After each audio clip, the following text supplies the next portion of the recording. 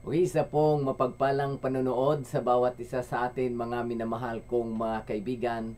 Welcome po dito sa ating programa dito sa Facebook sa Joel Sharing Hope.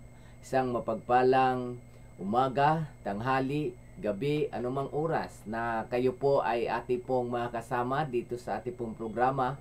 Tayo po'y patuloy na nagpapasalamat sa ating pong Panginoon dahil sa Kanya pong ibinigay sa atin ng lakas, buhay, talento upang makapaglilingkod o makapaglingkod tayo sa ating mga kaibigan sa pamagitan po ng mga salita ng ating pong Panginoong Diyos.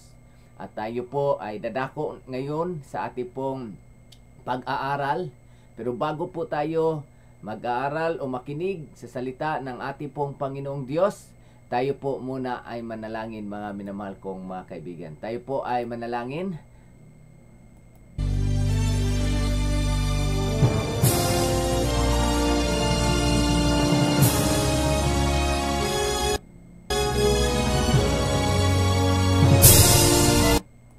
Okay, tayo po ay sa oras na ito yumuko upang hilingin ang gabay ng Diyos sa ating pong pag-aaral. Panginoon naming Diyos, mapangyarihan po kayo sa lahat. Kami po ay nagpapasalamat sa pagkakataong muli na kami ay makapakinig ng inyo pong mga salita. Na ang inyo pong salita ang siya pong lakas at siya pong sigla ng aming pong buhay. At siya po ang nagbibigay sa amin ng pag-asa sa kabila ng aming pong buhay na wala pong katiyakan. Ngunit sa inyo pong mga salita o Diyos, kami po ay nakakatanggap ng kasiguraduhan sa aming pong pamumuhay dito sa ibabaw ng lupa. At kami ay nanatiling masigla't malakas dahil po sa inyo pong patuloy na pag-iingat at pagliligtas, protection na amin pong nararanasan. O Diyos, salamat sa inyo pong pagdinig lagi sa aming dalangin. Ito po ay aming pinapaabot sa pangalan po ng aming Panginoong Hesus. Amen. Okay, mga minamahal kong mga kaibigan, may free shipping araw-araw sa Shopee. Just apply your voucher. Programang patuloy na kinasasabikan o kaya ay kinagigiliwan ay walang iba ang salita ng ating pong Diyos. Yan. So sa pagkakataong ito, ang ating pong paksang mapakinggan at mapag-usapan, ito po, may natitira pa bang maaari mong mapagkatiwalaan? Yan po mga kaibigan at mga kapatid, ay ating pong pag-aralan at ating pong patuloy ito na sasaliksikin mula sa salita ng ating pong Diyos. Okay, so yan po ay atin na pong bubuksan ang mga lesson na yan na atin pong mapakinggan sa oras na ito. May natitira pa bang maaari mong mapagkatiwalaan? So, alam po ninyo mga kaibigan at mga kapatid, sa panahong ito, napakarami po talagang mga pangyayari na maaaring masabi mo sa sarili na hindi na ako magtitiwala kahit kanino pa. Ang mga nangyayari sa buhay ng tao, ito po ang siyang nagiging dahilan ng minsan siya naging pagpapasya na rin ng tao sa mga karanasan niya sa kanyang buhay. Sa buhay natin, marami pong mga nakaranas na mga negative na karanasan na siyang nagdudulot sa tao na hindi na siya magtitiwala sa kapwa tao. 'Di ba? So marami pong mga tao ngayon na nanluluko sa kapwa niya. Maraming mga tao na gumagawa ng hindi mabuti upang makakuha lamang siya ng pabor para sa kanyang sarili. Hindi niya tinitingnan kung ano ang magiging pabor para sa kapwa niya. Ang kanya lamang pong tinitingnan ay pabor para sa kanyang pangangailangan. So, yun po ang kadalasan na ang mga tao ay nalinlang at dahil dyan, ang tao ay halos hindi na magtitiwala. Pero, ang paksang ito mga kaibigan at mga kapatid, ito po ay magbibigay sa atin na muling maibalik natin ang pagtitiwala higit sa ating pong Diyos. Yan po mga kaibigan at mga kapatid, yan. Pangalawang slide, ito po. Ang sabi po dyan, ano ang sinasabi ng Biblia tungkol sa kanyang sarili? So sa mga mahilig magbasa ng salita ng ating Panginoon, ito po ang aking masasabi sa inyo mga kaibigan at mga kapatid, na ang salita lamang ng Diyos ang ati pong mapagkatiwalaan sa panahong ito. Ang salita po ng tao, ito po ay hindi na po natin ito bibigyan ng lubusang pagtitiwala. Dahil ang salita ng tao, ito po ay nagkakamali dahil tao nga. Pero mga kaibigan, sa salita ng Diyos, ang Diyos, ang sabi nga po, ang salita ng Panginoon ay hindi nagbabago. Nagbabago man ang mga panahon, pero ang salita ng Diyos ay hindi nagbabago. Kung paano ito sinabi ng Diyos noon, ngayon, at magpakailanman, ay manatili po ito na hindi nagbabago. Kaya ang sabi po dito mga kaibigan at mga kapatid, ano ang sinasabi ng Biblia tungkol sa kanyang sarili? Yan isa sa pinakamagandang tanong na walang iba ay masusumpungan lamang talaga ang salita ng Diyos sa banal na kasulatan. Alam niyo po mga kaibigan at mga kapatid, ang topic na ito ay tungkol po sa kung paano tayo napapaibig sa salita ng Diyos at kung paano natin ito tinatanggap sa ating buhay ang salita ng Diyos. Sa lahat po ng pag-aaral tungkol sa banal na kasulatan, ang pinakamagandang pag-aralan mga kaibigan at mga kapatid ko ay ang salita ng Diyos. Sa lahat ng pag-aaral dito sa sanlibutan ito, ang pinakamagandang pag-aaralan ay walang iba, ay salita ng Diyos. Bakit nasabi ko po yun? Dahil po, ang pag-aaral sa salita ng Panginoon, makakasumpong po tayo ng buhay na hindi po natin ito kakayanin na sa atin lamang na kapangyarihan o karunungan. Sa pag-aaral ng salita ng Diyos, mga kaibigan at mga kapatid, ang mapalad na buhay na hindi kailanman masusumpungan sa sanlibutan ito ay masusumpungan po natin sa pag-aaral at pakikinig ng salita ng Diyos.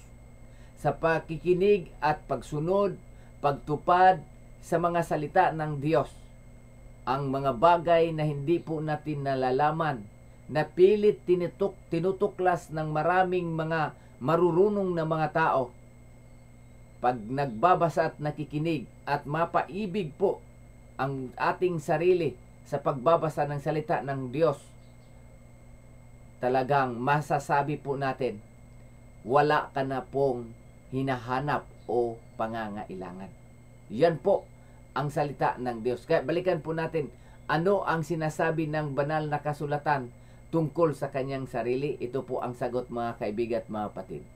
Ang lahat ng mga kasulatan ay kinasihan ng Diyos. Ayon po yan sa 1 Timoteo 3:16, sapagkat hindi sa kalooban ng tao dumating ang hula kailanman, kundi ang mga tao ay nagsasalita buhat sa Diyos na nangaudyukan ng Espiritu Santo. Yan po ay nababasa sa 2 Pedro 1:21. At hindi mangyayari sirain ng kasulatan. O yan po ay sinulat ni Apostol Juan sa 10:35. So mga kaibigan at mga kapatid, ang sinabi ko kanina na sa lahat ng pag-aaral, ang pinakamagandang pag-aaral ay ang pag-aaral sa salita ng Diyos. At sa lahat ng pakikinig, dito sa lupang ito, wala ng pinakamaganda at ito ay pakikinig sa salita ng Diyos. At sa lahat ng mapalad mga kaibigan at mga kapatid, ay wala ng iba pong pinakamapalad sa buhay na ito ang pagiging palabasa o mapaibig tayo sa pagbabasa sa salita ng ating pong Panginoong Diyos. Dahil ang salita po ng ating Diyos ay hindi po ito o kaya itong banal na kasulatan na hawak-hawak po natin na ating pong binabasa araw-araw at maging sa gabi ay hindi po ito salita ng mga tao na hindi inuudyukan ng banal na Espiritu. Kaya ang sabi po diyan sa 1 Timoteo 3:16, ang mga kasulatan ay kinasihan ng Diyos at hindi ito dumating sa tao ng sarili niyang karunungan o kaalaman. Ito po ay sa pamagitan ng udyok ng banal na Espiritu. At ito ang banal na kasulatan ay hindi nasisira o nagbabago man. Kaya kapag napaibig po tayo sa pagbabasa ng banal na kasulatan, mga minamahal kong mga kaibigan at mga kapatid, sigurado ang mga bagay na hindi mo natutuklasan sa iyong mga buhay, dito mo makikita at mararanasan. Yan po ang nakakatiyak na pangako na ati pong makukuha sa pagbabasa at pakikinig, pagsunod sa mga nakasulat sa banal na kasulatan. At yan din po ang sinabi mismo ng banal na kasulatan. Kung inyo pong basahin sa 1:3 ng Apokalipsis o kaya Revelation, basahin po natin mga kaibigan at mga kapatid. Buksan po ninyo ang inyo pong mga banal na kasulatan sa 1:3 ng Revelation, sa inyo pong mga banal na kasulatan. Ang sabi po diyan sa 3, mapalad ang bumabasa ng aklat na ito, ang mga nakikinig sa propesya nito at tumutupad sa nasusulat dito, sapagkat malapit na itong maganap. Ayan po, mapalad mga kaibigan at mga patid ang mga bumabasa sa banal na kasulatan na ito. Dahil ang banal na kasulatan na ito ay hindi po ito dumating ayon sa karunungan ng tao, bagkus ito'y dumating sa pamagitan po ng karunungan at kapangyarihan ng banal na Espiritu ng Diyos. So yun po mga kaibigan at mga patid.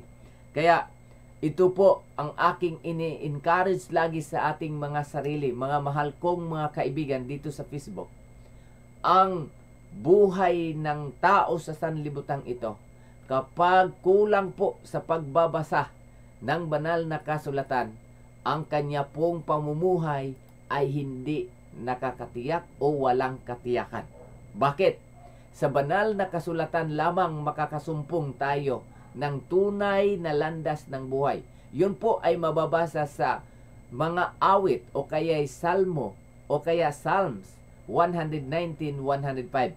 Tingnan po ninyo sa inyo pong mga banal na kasulatan. Basahin po natin upang inyo pong makita rin. Psalms 119 verse 105.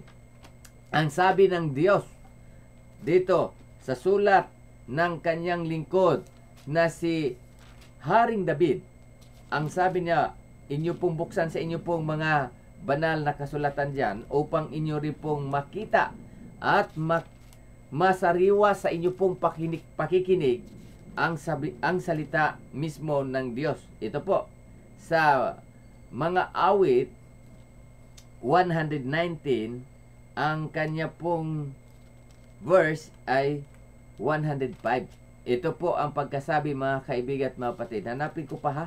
At hindi ko pa, ayan, nakikita ko na. Kaso napakalayo at napakaraming verse ang 119. Alam po ba ninyo mga kaibigan at mga kapatid?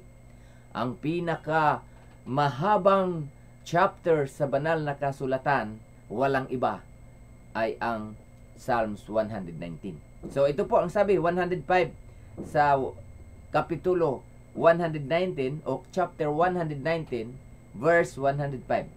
Ang sabi niya dito sa English, your word is a lamp to guide me and a light for my path. Sa Tagalog, salita mo'y isang tanglaw na sa akin at patnubay. Sa landas kong daraanan, liwanag na tumatanglaw. So, tama po mga kaibigan, na kapag nagkulang po tayo sa pagbabasa, pagsunod, at pakikinig ng banal na kasulatan, wala po sa tamang direksyon ang ating pong mga buhay. Bakit? Dahil ang salita lamang po ng Diyos ang siyang manual sa buhay ng tao.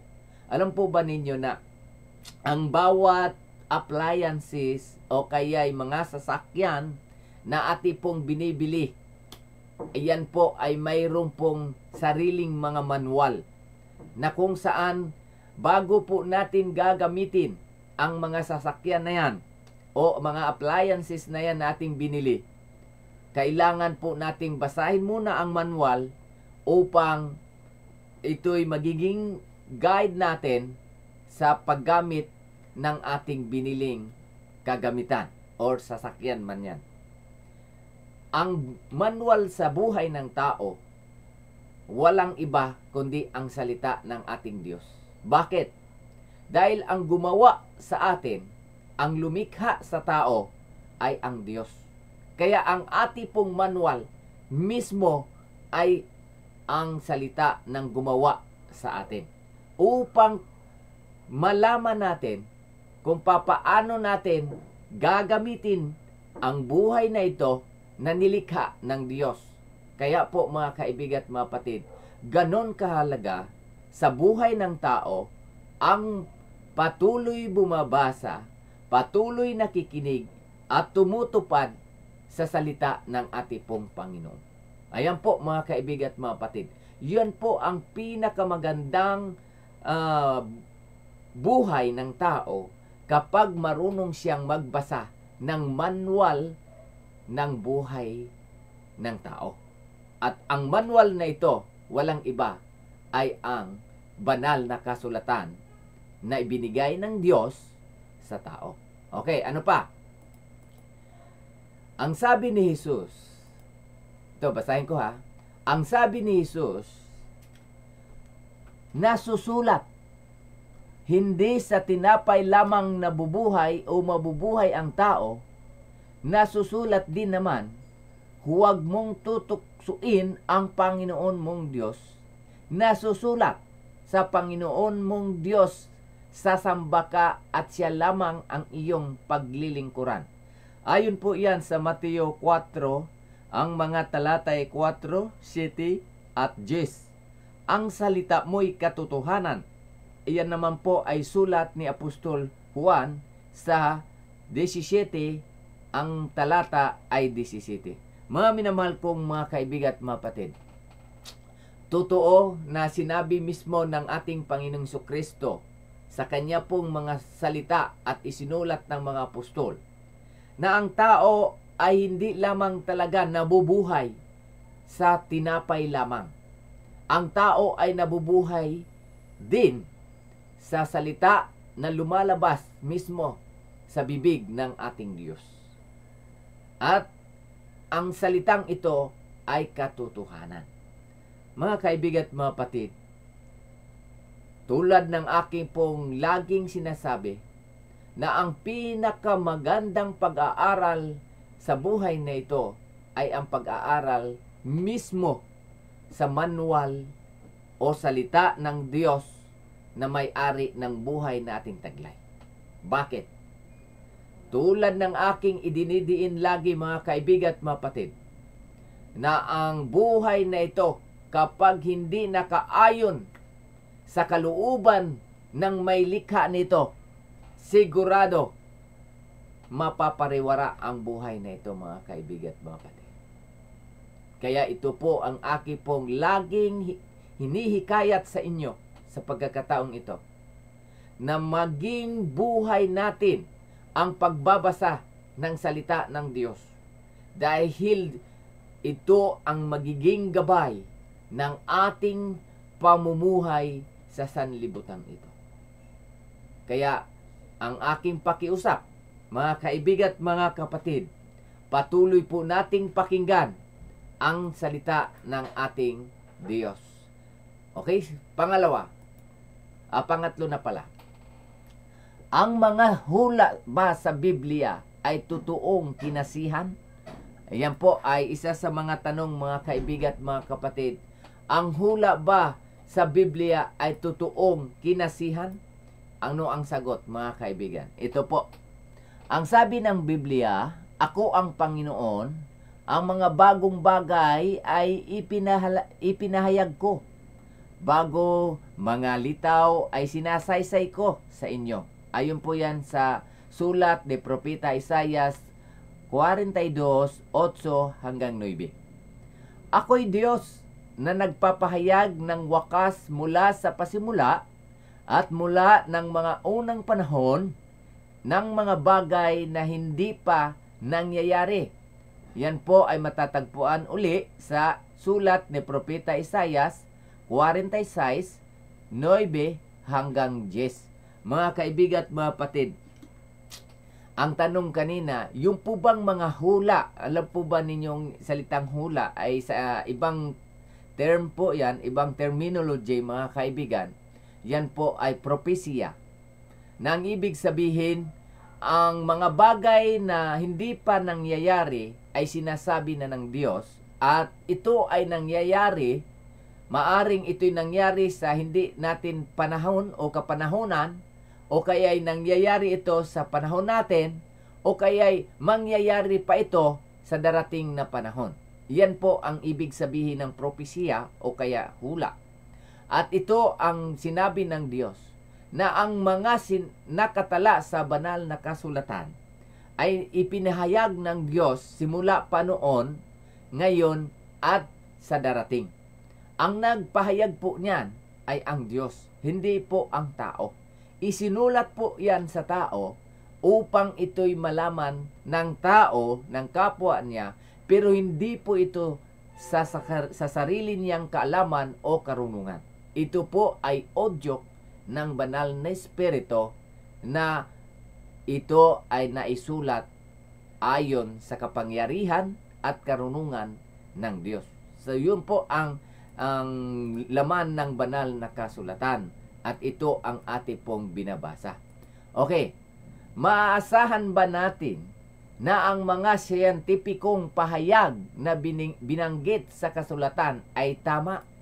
Mga kaibigan at mga kapatid, maaasahan ba natin na ang mga binanggit ng mga scientist, ng mga taong nag-aaral sa mga nangyayari, mangyayari pa lang, at nangyayari dito sa ating kapanahonan?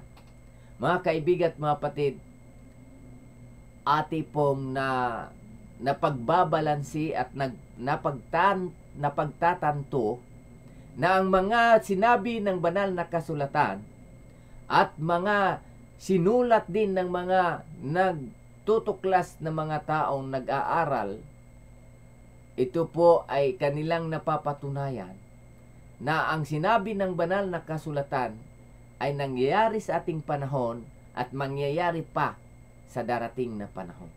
Alam po ba ninyo, ang sulat ng mga apostol na pinasulat ng Diyos sa kanila, alam po ninyo ay nakikita natin at natutupad sa panahon natin mismo ngayon.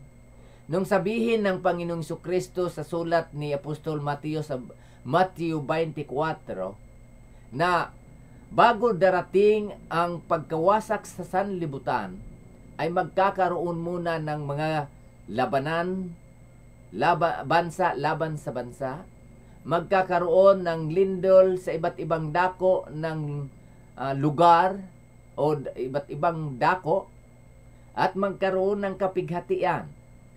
At lahat-lahat na ito'y binanggit ng Diyos. At hindi lingid sa ating mga isipan, mga minamahal kong mga kaibigan at mga kapatid, na ang mga nangyayaring ito ay nagaganap sa ating panahon. O kaya ang mga salitang ito ay nangyayari sa ating pong kapanahonan. Kaya sa ating pag-aaral at sa ating pong pakikinig, wala na po tayong maging dahilan pa na hindi magtiwala sa salita ng Diyos, dahil lahat po na pinapatutuhanan ng banal na kasulatan, ito po ay nagaganap at nangyayari sa ating pong panahon. Kaya kung hindi po tayo maniniwala sa salita ng Diyos, tayo po ang pinakawawa na tao dito sa balat ng lupa o kaya sa ibabaw ng lupa. Bakit? Tayo po ang pinaka mangmang na tao sa sanlibutan kapag hindi po tayo naniwala sa salita ng Diyos. Dahil ang tao ay ginawa sa kapangyarihan ng Diyos at ang lahat ng bagay na ating nakikita dito sa ibabaw ng lupa ay dahil sa salita ng Diyos. Nung sabihin ng Diyos magkaroon ng mga puno sa ibabaw ng lupa o kaya tubuan ng mga puno o dahon o ng mga tanim na nagbubunga at nagdadahon, ayan po sa pamagitan lamang ng salita ng Diyos at nangyari ang bagay na yan. So, ang ati pong buhay ay nangyari ito dahil sa kapangyarihan ng Diyos. Kaya wala na pong dahilan kung hindi tayo mananalig, maniniwala sa salita ng ating pong Panginoon. Di ba? So yun po mga kaibigan at mga kapatid, ang patuloy na pinapahayag ng banal na kasulatan. Ang sabi pa dito, ang sabi ng Biblia, ang kabuuan ng iyong salita ay katotohanan. Iyan po ay sinabi ni Haring David sa mga awit 119-160. Totoo po yan mga kaibigan at mga kapatid. Sa salita ng Diyos o ang salita mismo ng Diyos ay siyang nagpapahayag na ang mga nangyayari sa sanlibutan ito ay katotohanan at hindi ito salita na tulad ng salita ng tao na walang kabuluhan minsan, di ba? Pero ito ang salita ng Diyos tulad ng sinabi ko, tayo ang pinakamapalad na tao sa balat ng lupa o kaya sa ibabaw ng lupang ito na ating kinabubuhayan kapag tayo ay naniwala sa salita ng Diyos. Pero kung hindi naman tayo naniwala sa salita ng Diyos, tayo naman ang pinakaawa-awa na tao. Kapag hindi po tayo naniwala sa salita ng Diyos. Pero kapag tayo naman ay naniwala sa salita ng Diyos, tayo naman ang pinakamapalad na tao sa ibabaw ng lupa. Diba? So, yan po mga kaibigan at mga kapatid. Ang Espiritu ay papatnubayan tayo upang lalo tayong magkaroon ng pag-ibig, pagsunod, pakikinig, pagbabasa ng salita ng Diyos. Ang sabi po dito sa Juan 16:13, ang Espiritu ay papatnubayan niya kayo sa buong katotohanan.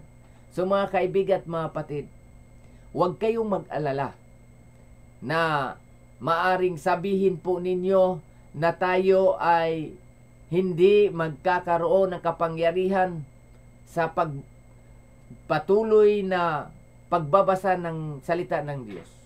Ang kapangyarihang ibibigay sa atin ng Diyos ay walang iba, ay magpapasya na sundin, basahin, sundin at ati pong gagawin ang mga sinabi ng Diyos sa kanyang mga sulat. Dahil ang banal na Espiritu ang magbigay sa atin ng lakas, magbigay sa atin ng inspirasyon, magbigay sa atin ng interest na lalo nating basahin ang salita niya. So napakaganda po mga kaibigan at mga kapatid na ating pong laging pakinggan ang salita ng ating Diyos. Alam po ba ninyo, sa salita lamang ng Diyos nagkaroon ang tao ng pag-asa sa buhay? Alam po ba ninyo na sa salita ng Diyos, sa pakikinig salita ng Diyos, ay magkakaroon po tayo ng kapangyarihan na magkaroon tayo ng kaligtasan mula sa ating mahal na Diyos? Basahin po natin mga kaibigan at kapatid ang salita na yan. Yan po ay sinulat ng apostol ng ating Diyos na ang pangalan ay si Apostol Pablo. Yan po ay matatagpuan sa Roma 1:16. Basahin po natin. Roma 1:16 mga kaibigan at mga kapatid. Ating pong pakinggan ang salita ng Diyos na sinasabi na kapag tayo ay nakikinig sa salita at mananampalataya, at iyon po ay magkakaroon po tayo ng kaligtasan. Kaya napakaganda na tayo ay magkaroon ng yung hilig sa pagbabasa ng salita ng Diyos. Ito po ang pagkasabi ng apostol.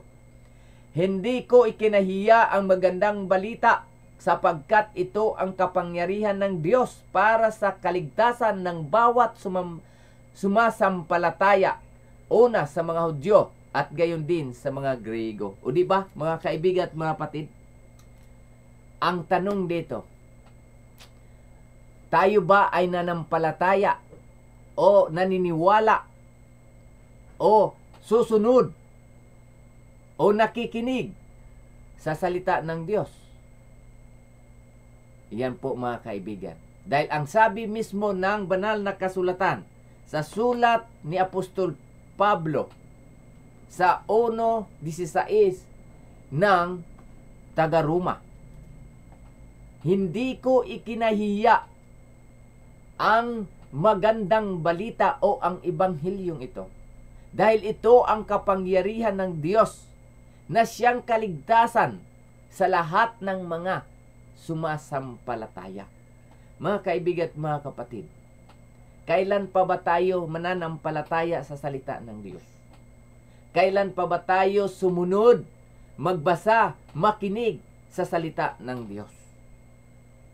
Narito po ang ating pong inaasam-asam na kaligtasan.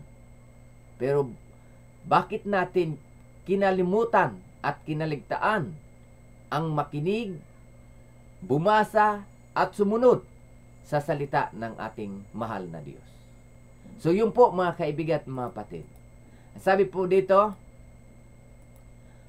ang mga pahayag ba ng Biblia tungkol sa kasaysayan ay tiyak, mga kaibigan at mga kapatid? Ang mga pahayag ba ng banal na kasulatan tungkol sa kasaysayan ay tiyak, mga kaibigan at mga kapatid? Tulad ng aking naunang sinabi sa inyo, na ang lahat ng isinasaysay sa banal na kasulatan ay ito po ay nagaganap. At kailangan, kahit hindi na natin basahin pa sa banal na kasulatan, yan po ay nangyayari at nagaganap na ang sinabi ng banal na kasulatan. Di ba? O, anong sabi ng Isaiah 45:19? Sinabi ng Biblia, akong Panginoon ay nagsasalita ng katuwiran. Ako'y naghahayag ng mga bagay na matuwid. Mga kaibigan at mga kapatid, kapag ang Diyos ang nagsalita, yan po ay matuwid. At hindi po yan masama, at hindi po yan nagbibiro ang Diyos, at hindi po yan tulad ng tao na walang katuturan ang kanyang pahayag minsan. Diba? Mas marami yata ang walang katuturan sa salita ng tao kaysa mayroong katuturan o katwiran. Ang Diyos, mga kaibigan, ang kanyang salita ay katwiran. Ibig sabihin, walang hindi totoo. Lahat po ay totoo.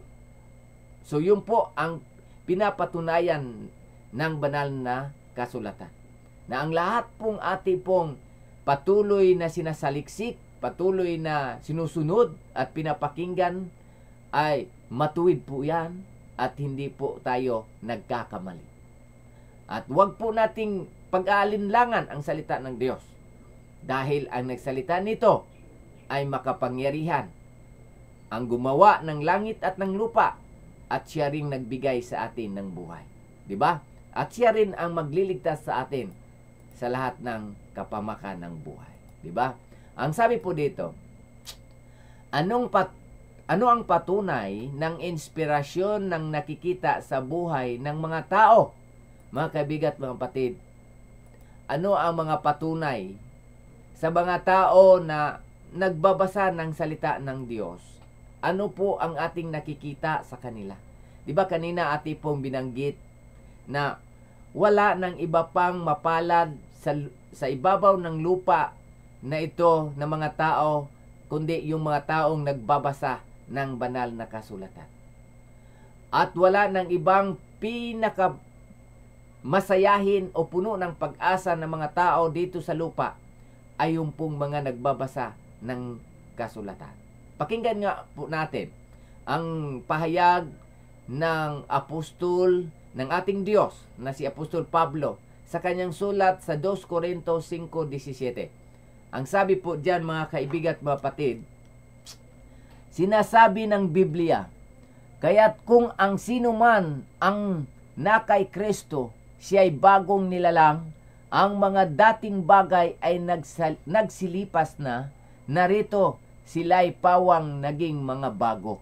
Mga kaibigan at mga kapatid, ang mga katibayan sa mga taong nagbabasa lagi na paibig, na pamahal sa pagsunod, pakikinig, pagbabasa ng salita ng ating Diyos, ay nababago ang kanilang mga buhay. O di ba? Yan po ang katunayan. Alam po ninyo, kung ate pong i-research sa internet o kaya saan man, i-research po natin ang mga taong nababago dahil sa pagbabasa ng salita ng Diyos, inyo pong makikita dyan napakahaba na listahan. Yung pong mga tao dati na talagang ang buhay nila ay parang kinatakutan ng mga tao ng kapwa nila. Pero nung dahil sila ay nagbabasa ng banal na kasulatan, sila po ay nabago at nabigyan po sila ng pag-asa. Nung sila po ay nakabasa at sumunod, nakikinig sa salita ng Diyos, yung dating mamamatay tao, sila ngayon ay patuloy umiibig sa kanilang kapwa at nagsisisi sa kanilang mga nagawa. At yung mga dating wala ng pag-asa sa buhay, nung sila'y makabasa sa banal na kasulatan, nagkaroon po sila ng pag-asa ng kanilang buhay at sila'y nagiging mapayapa at masaya na namumuhay, na patuloy pinapakinggan ang salita ng Diyos. Totoo ang sinabi ng Diyos, mga kaibigan at mga kapatid. Totoo ang binanggit ng banal na kasulatan. Kung ito'y naranasan nila, mga kaibigan at mga kapatid, maranasan din natin ito sa ating mga buhay. Dahil ang Diyos ay matuwid. Kung ano ang kanyang sinasabi, ito ay totoo. Ano pa ang sabi dito? Anong patunay? Yung kanina binasa natin, mga kapatid. Ano ang patunay para sa inspirasyon ng Biblia ang lumilitaw kung ating ikumpara ang mga hula ng lumang tipan tungkol sa pagdating ng Misayas sa mga pangyayari sa bagong tipan ukol sa buhay ni Jesus? Totoo yan, mga kaibigan at mga kapatid, na kung ati pong patuloy saliksikin ang banal na kasulatan, ati pong makikita yung mga bagay na sinasabi noon at nangyayari sa ati pong panahon. Sinasabi ng Biblia na mula kay Moses at sa mga propeta at sa mga propeta ay ipinapaaninaw niya sa kanila ang mga bagay tungkol sa kanya at lahat ng mga kasulatan. Yan po'y sulat ni Dr. Lucas, isang apostol ng Diyos, sa 24:27. Mga kaibigan at mga kapatid, kung tayo po ay naghahanap ng mga patunay na mga nagbibigay sa atin ng inspirasyon upang lalo nating paniwalaan ang salita ng Diyos, balikan po natin ang nakaraan at ating ikumpara sa ating kapanahunan. Kung gaano ang pagbabagong nakikita natin sa ating panahon ngayon. At kung ito'y atin nang maikumpara ang panahon noon at panahon ngayon, then tayo po mismo ang makapagsabi, totoo ang sinabi ng banal na kasulatan. Sapagkat may kapangyarihang dinaig niya ang mga Hudyo at hayag na ipinakilala sa pamamagitan ng mga kasulatan na si Jesucristo ay ang Kristo.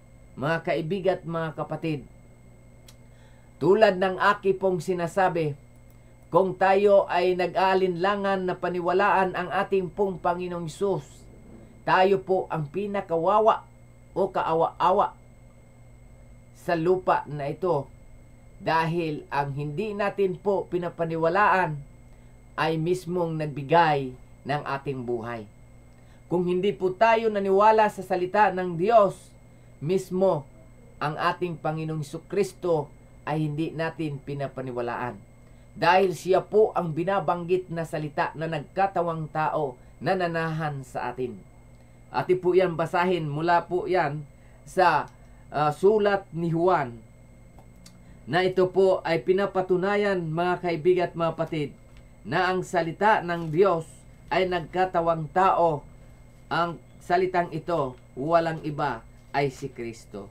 Kaya kapag tayo ay patuloy na nag-aaral, nakikinig at ating mahalin ang salita niya, ay minahal na rin natin ang ating Panginoong Jesucristo. Ito po ang sabi dito, mga kaibigan at mga kapatid. Basahin po natin. Nang pasimula ay naroon na ang salita. Ang salita ay kasama ng Diyos at ang salita ay Diyos. Yan po, mga kaibigan at mga kapatid. At sa 14, mga kaibigan, ating pong basahin. Ang salita ay naging tao at naninirahan sa piling namin. Nakita namin ang kaluwalhatian tunay na kanya bilang kaisa-isang anak ng Ama. Siya ay puspos ng kagandahang loob at ng katotohanan. Mga kaibigan at mga kapatid, ang binanggit na salita sa pasimula, siya ang salita. At siya ay nanahan noon sa kapiling ang Ama. Walang ibang tinutukoy si Apostol Juan dito sa kanyang sulat. Walang iba kundi ang ating Panginoong Jesucristo, na siya ay Diyos, nanahan sa langit, kapiling ang Diyos Ama. Pero dahil ito ay nagkatawang tao at nanahan, naging kapiling ng tao, at siya ay ating Diyos na nagsalita, at ito ang ating Panginoong Hesus. Mga kaibigan at mga kapatid, kaya patuloy nating pinapakinggan ang salitang ito, dahil habang ating ito'y binabasa at ito'y pinapakinggan at sinusunod natin ang ating Diyos mismo na nagligtas sa atin. Walang iba ay ang ating Panginoong Jesucristo. Ang sabi nito, anong malaking kabuluhan o kabutihan ang tataglayin ng isang taong tumatanggap sa Biblia bilang mga salitang kinasihan ng Diyos? Ito po ay napakagandang tanong, mga kaibigan at mga kapatid. Ano ang malaking kabutihan na mangyayari sa buhay ng tao kapag tanggapin po niya ang salita ng Diyos? Ang sabi po dito sa awit 119:111, sinasabi ng Biblia, ako'y nakauunawa ng higit kaysa may katandaan, sapagkat aking iniingatan ang mga tuntunin mo. Mga kaibigan at mga kapatid, kapag ating tanggapin ang salita ng Diyos, tulad ng sinabi ko kanina at sinabi din ng mismo ng banal na kasulatan, na ang kaalaman po natin ay hindi matutumbasan ng sanlibutan. Bakit? Dahil ang salitang ito ang siyang utor ng karunungan sa sanlibutan. Ang salitang ating kinahihiligang basahin ay ang karunungan ng lahat ng tao. Kaya, mga kaibigan at mga kapatid, gising sanay inyo pong patuloy ibiging basahin ang salita ng ating pong mahal na Panginoong Diyos. Okay, ang sabi pa dito, pinarunong ako kaysa aking mga kaaway, 119:98 ng mga awit, sapagkat kung paanong ang langit ay lalong mataas kaysa lupa, gayon ang aking mga pag-isip ay mataas kaysa inyong mga pag-isip. Mga kaibigan at mga kapatid, yan po ay sulat ni Propeta Isaiah sa 55, ang talata ay 9. Mga kaibigan at mga kapatid, tulad ng aki pong nabanggit kanina at sinasabi ng banal na Espiritu sa ating lahat, na ang pinaka mapalad sa lupang ito ay yung pong mga nagbabasa, nakikinig sa salita ng Diyos. Dahil kakamtin nila ang tunay na pagbabago sa buhay. Kakamtin nila ang tunay na pag-asa sa buhay nito. Kakamtin po nila ang tunay na kapayapaan at kasiyahan sa buhay na ito. Kakamtin po nila ang karanasan na kailanman ay hindi mararanasan sa sanlibutan ito. Sa mga nagbabasa lamang ng banal na kasulatan, makukuha nila ang mga bagay na ito. Kaya mapalad ang bumabasa, nakikinig at tumutupad sa banal na kasulatan. Ano pa ang sabi? Bakit ang Biblia ay mayroong gayong pansanlibutang pagsusumamo? Bakit, mga kaibigan, ang Biblia ay mayroong pansanlibutang pagsusumamo sa bawat tao sa lupa na ditong nakatira na mga tao? Bakit ang banal na kasulatan ay nagsusumamo na ati siyang basahin, pakinggan at sundin? Bakit, mga kaibigan? Ito po ang pahayag ng banal na kasulatan. Basahin po natin. Ang sabi ng Biblia, ang salita mo'y liwanag sa aking landas. Ayon po yan sa awit 119:105. Ang mga bagay na ito ay sinalita ko sa inyo upang ang inyong kagalakan ay mapa sa inyo. Juan 15:11. Ayan po, mga kaibigan at mga patid. Tulad ng aking sinabi, ang pinakamapalad na tao sa sanlibutang ito, ang pinakamasaya na tao sa sanlibutang ito, ang mga taong nagbabasa ng banal na kasulatan. Ang mga taong puno ng pag-asa, ang mga taong puno ng pagbabago ng kalambuhay, ay yung mga taong nagbabasa ng kasulatan ng Diyos.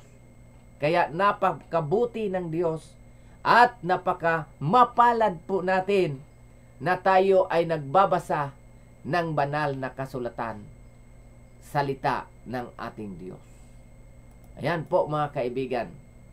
Sabi pa dito, ati pong basahin. Sa larawan ng Diyos nilalang niya sila sa Genesis 1:27. Lumiwanag na gayon ang inyong ilaw sa harap ng mga tao upang makita nila ang inyong mabubuting gawa at kanilang luwalhatiin ang inyong Ama na nasa langit. Mateo 5, ang talata ay 17 o 16. Mga kaibigan at mga kapatid, ganon ang mga naranasan ng tao sa sanlibutan ito. Kapag siya ay laging bumabasa, laging nakikinig, laging sumusunod sa mga sinabi ng banal na kasulatan, magliliwanag po ang kanyang buhay. Alam po ninyo, mga kaibigan, napakalungkot dahil maraming tao ngayon ang nagpapakamatay dahil hindi na nila nakikita ang liwanag ng kanilang buhay. Hindi na nila nakikita ang direksyon ng kanilang buhay. Hindi na nila nakikita kung mayroon pa bang pag-asa ang buhay na ito. Maraming dahilan kung bakit nagpapakamatay ang tao. Wala na silang pag-asa. Pangalawa, wala nang pagbabago ang kanilang buhay. Pangatlo, wala na silang inaasahan pa. Kaya sila po ay nagpapasya na kanila pong kitilin ang buhay nila. Pero kung nagbabasa siya ng banal na kasulatan, ayon sa Mateo 5:16, lumiwanag na ngayon ang inyong ilaw sa basahin natin uli upang makita ninyo, mga kaibigan, ang mensahe ng Diyos. Lumiwanag na gayon ang inyong ilaw sa harap ng mga tao upang makakita nila ang inyong mabubuting gawa at kanilang luwalhatiin ang inyong Ama na nasa langit. O tingnan po ninyo, mga kaibigan at mga kapatid. Kapag tayo ay nagbabasa ng banal na kasulatan, Magliliwanag tayo sa ating kapwa, sa ating sarili at ganun din naman sa ating mga kaibigan. At makikita ng ating mga kaibigan ang mabubuting gawa ng Diyos sa ating buhay. Pero dahil hindi po tayo nagbabasa ng banal na kasulatan, tayo po ay nakaranas ng kadiliman ng buhay, kawalan ng pag-asa, at kawalan ng direksyon, at wala na tayong ibang pagpapasya kundi tapusin ang buhay. Yun po ang nangyari mga kaibigan at mga kapatid. Kaya ang patuloy pong paanyaya sa atin, walang iba. Ang sabi po ng ating Panginoong Hesus sa sulat ni Apostol Juan, at kung ako'y pumaroon at kayo'y maipaghanda ng kalalagyan, ay muling paririto ako at kayo'y tatanggapin ko sa aking sarili, upang kung saan ako naroon, kayo naman ay dumoon. What a wonderful promise ng ating Panginoon Diyos, mga kaibigan at mga kapatid. Hindi tayo dapat mawalan ng pag-asa sa buhay na ito, dahil mayroong muling babalik. Anuman ang ating kalagayan sa sanlibutan ito, anuman ang ating karanasan sa sanlibutan ito, mayroong nangangako na hindi nagbabagong salita ng ating Panginoong Jesucristo. Siya ay muling babalik, at kayo'y aking kukunin, dadalhin. Kung nasaan man ako, kayo rin ay naroroon. Mahal kong mga kaibigan, kung sa sanlibutan ito'y tayo'y nakaranas ng malungkot na karanasan, kung sa sanlibutan ito tayo'y nakaranas ng mapait na karanasan, kung sa sanlibutan ito tayo'y nakaranas na mas tinding karanasan na nagdulot sa atin ng kapahamakan, mayroong pangako ang Diyos. Tayo'y kukunin niya mula sa magulong sanlibutan ito at dadalhin sa langit na bayan na siyang pangako ng ating Diyos. Mga kaibigan at mga kapatid, ito po ang kanya pong patunay sa buhay na ito. Ang sabi pa dito, nagpapasalamat. Basahin natin mga kaibigan. Nagpapasalamat ka ba sa Diyos sa kanyang mairog na pagtugon sa mga nakalilitong katuruan o katanungan sa buhay? O yan po mga kaibigan at mga kapatid, isang tanong po yan. At maaring ito ay tanong na rin natin sa ating pong mga buhay. Nagpapasalamat ka ba sa Diyos na kanyang mairog na pagtugon sa mga nakakalitong mga katanungan ng buhay? So mga kaibigan at mga kapatid, ang mga sagot ito po. Pakinggan po natin ang mga sagot nito. Nasaktan ako na ang Biblia ay nagbigay ng direkta at malinaw na pagsasalarawan sa kasalanan sa pagtatala ng buhay ng ilang mga karakter sa Biblia. Kailangan ba ito? So yan po mga kaibigan at mga kapatid, ilan po yan sa mga katanungan, at ang mga sagot po nito ay ito. Ayan. Ang Biblia ay may kasagutan. Ang lahat ng mga kasulatan na kinasihan ng Diyos ay may pakinabangan din naman o mapakinabangan din naman sa pagtuturo, pagsasansala at pagsaway sa ikatututo na nasa katwiran ng Diyos. Ayon po yan sa 2 Timoteo 3:16. Kaya mga kaibigan at mga kapatid, kung mayroon pong mga katanungan sa buhay natin, ang banal na kasulatan ang may kapangyarihang sumagot sa tanong natin sa buhay. Kaya ini-encourage po tayo na laging magbasa upang ang mga tanong natin sa buhay ay masasagot. Dahil ang banal na kasulatan ay mayroong kapangyarihan. Ano yung kapangyarihan ng banal na kasulatan?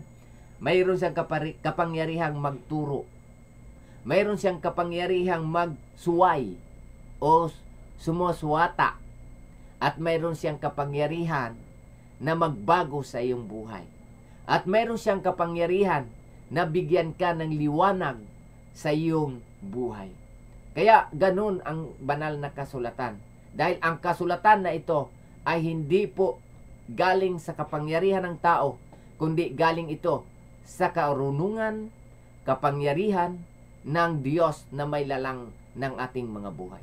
Harinawa sa ating pong pag-aaral sa pagkakataong ito, mga kaibigan, ay inyo pong naunawaan ang pinakapunto ng ating pong pag-aaral. Walang iba, magkaroon tayo ng pag-ibig sa salita ng ating Diyos. Magkaroon tayo ng pagmamahal na basahin ang salita ng Diyos. Magkaroon tayo ng panahon na basahin ang salita ng Diyos. Tulad ng sinasabi ng banal na kasulatan, ang pinakamapalad na tao sa ibabaw ng lupa na ito ay siyang nagbabasa ng banal na kasulatan. Ang mapalad na tao sa sanlibutan ito ay siyang nakikinig sa salita ng Diyos. Ang mapalad at masaya at puno ng pag-asa at may kapayapaan sa buhay ay yung pong mga tao na nagbabasa ng salita ng Diyos. May God bless us all, mga kaibigan at mga kapatid. Tulungan nawa tayo ng Diyos na tayo po ay pagpalain ng ating Panginoon. Tayo po ay yumuko para po sa ating pong panalangin. Salamat po, Diyos, na kayo po ay patuloy na nagmamahal sa amin. Hindi po nyo kami pinabayaan. Binigay po ninyo ang inyong salita upang maging itong gabay namin na lalo naming masumpungan ang tunay na pag-asa sa buhay na ito. At tunay na kapayapaan sa buhay na ito. At tunay na kasiyahan at kagalakan sa buhay na ito. Tulungan kami, O Diyos, sa pangalan ng Panginoong Hesus. Amen. Salamat po sa inyong lahat, mga minamahal kong mga tagapagsubaybay. Salamat din sa lahat ng ating mga sponsors sa gawain ng Bus Preaching Ministry, na ito po ay inyo pong patuloy pinapaunlakan ang panawagan ng Diyos na maging kabahagi sa gawain niya na malapit ng magtatapos. God bless us all, mga kapatid.